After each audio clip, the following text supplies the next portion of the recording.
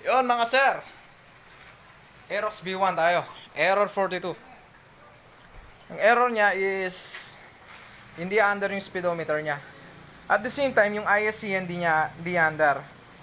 It's either na mababa yung minor or mataas yung minor. Upon checking, goods naman yung mga sensor natin. Let's say, yung speed meter sensor, it's good. Yung rotor niya is good. Nagpa-function naman ng maayos. Medyo nahirapan lang ako rito kasi tagal bago ko nakakita. Punta tayo dito sa wiring niya. Ito, malapit sa mismong ECU.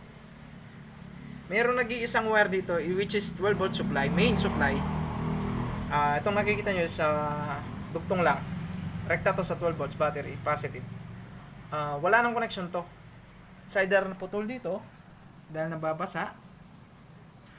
Yung corrosion ng mga wire, yun, nag-cause na ng pagkaputol ng wire siguro. Ngayon, ginawa ko, nag-bypass muna ako ng wire papuntang battery. After ko siyang idugtong, yun, mandar yung speed meter na wala yung error. At the same time, yung ISC nito, possible. Dahil nag-adjust ako kanina ng manual, mataas. At sure ball ito, baka mababa minor nito kasi masyadong malayo yung adjusted na ginawa ko sa mismong ISC niya. Ngayon, dahil na-trace na yung trabaho, okay na yung ating trouble. Yan. Sa mga nag-error 42 dyan, yung mga nag-DIY dyan, hopefully makatulong to sa inyo.